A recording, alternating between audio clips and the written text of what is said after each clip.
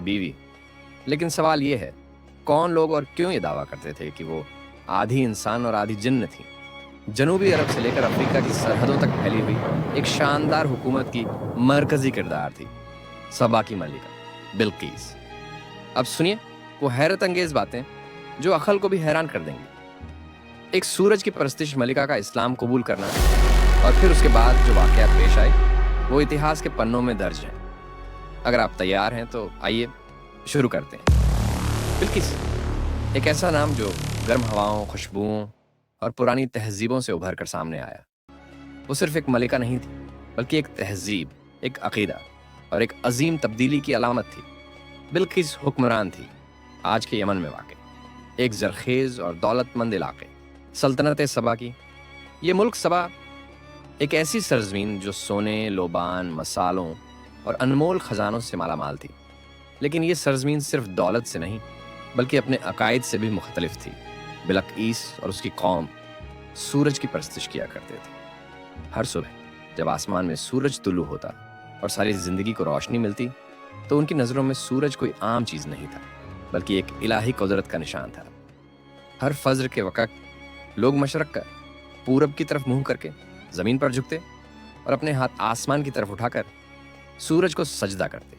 उनके लिए सूरज ही था जिंदगी का सरचश्मा, इंसाफ, ताकत और बरकत का आखिरी मरकज।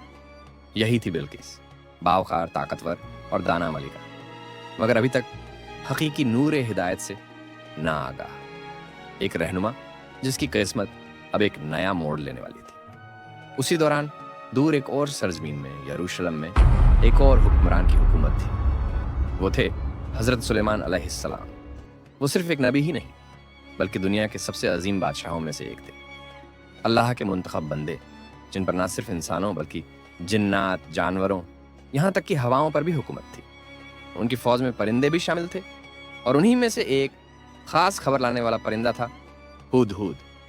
एक दिन हज़रत सुलेमान अलैहिस्सलाम अपनी फौज का मुआयना कर रहे थे तो उन्होंने हुद की गैर हाजिरी महसूस की। वो नाराज होकर बोले, मैं ज़रूर उसे तलाश करूंगा, या तो वो मुझे कोई वाजह उज्र देगा वरना मैं उसे सजा दूंगा। ज्यादा देर नहीं गुजरी थी कि हुद अपने परों को फड़फड़ाते हुए हज़रत सुलेमान अलैहिस्सलाम के हुजूर हाजिर हुआ। वो बोला, मैंने ऐसी बात देखी है जो आप नहीं जानते। मैं मुल्क के सबा से आपके लिए एक अहम खबर लेकर आया हूँ। वहाँ एक अजीम खातून हुक्मरान है।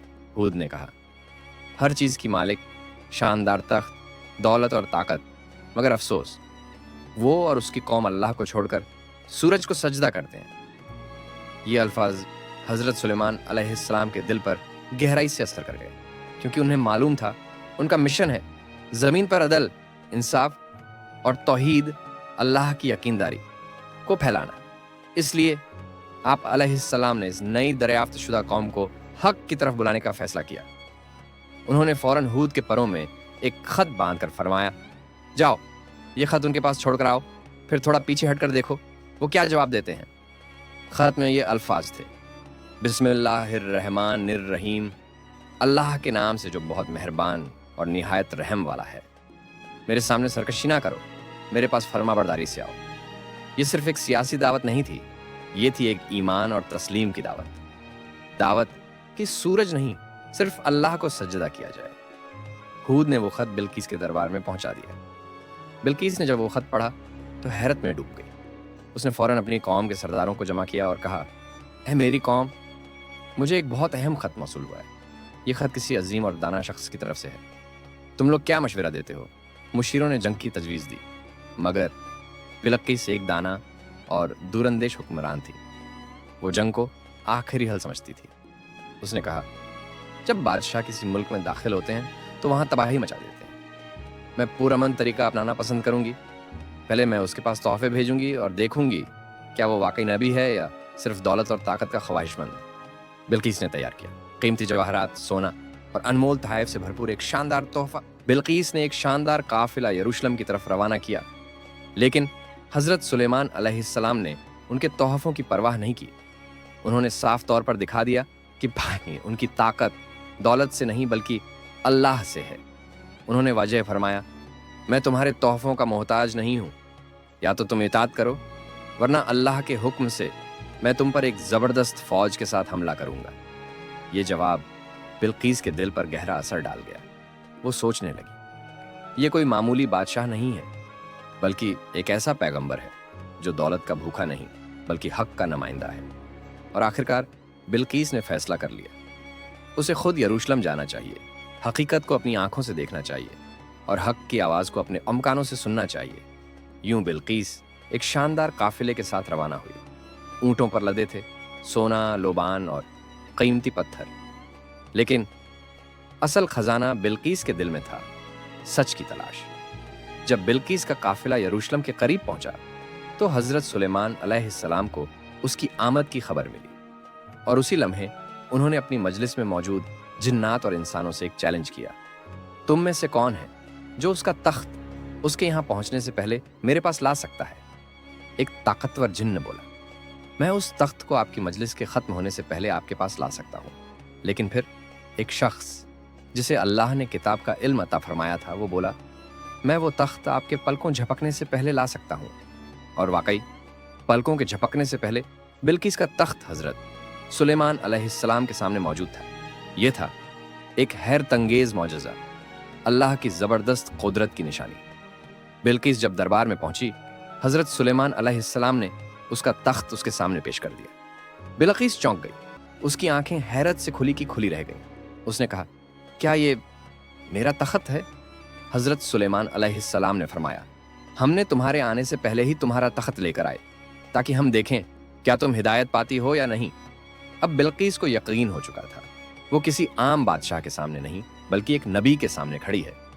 लेकिन हजरत सुलेमान अलैहिस्सलाम ने उसे एक और आजमाइश में डाला। उन्होंने उसके लिए एक शीशे से बना हुआ महल तैयार करवाया, ऐसा फर्श जो पानी की तरह शफाफ था। नीचे मछलियां तैर रही थीं। जब बिल्कीस अंदर जाने लगी तो उसने अपना कपड़ा थोड़ा ऊपर उठा लिया ताकि पानी में ना भीगे। तब हजरत सुलेमान अलैहिस्सलाम ने फरमाया, ये पानी नहीं बस शीशा है। बिल्कीस ने अपनी अक्ल, अपना गुरूर, अपनी हुकूमत और अपनी पुरानी रविश पर नजर डाली। अब सब मात खा चुके थे। उसके सामने एक ऐसी हकीकत खड़ी थी जिसका इनकार मुमकिन ही ना था। तब बिल्कीस ने कहा, ऐ मेरे रब, बेशक मैंने अपनी जान पर जुल्म किया। अब मैं अल्लाह रब्बुल आलमीन के लिए सर ए तस्लीम खम करती हूँ। ये अल्फाज कुरान पाक की सूरह नमल में दर्ज है।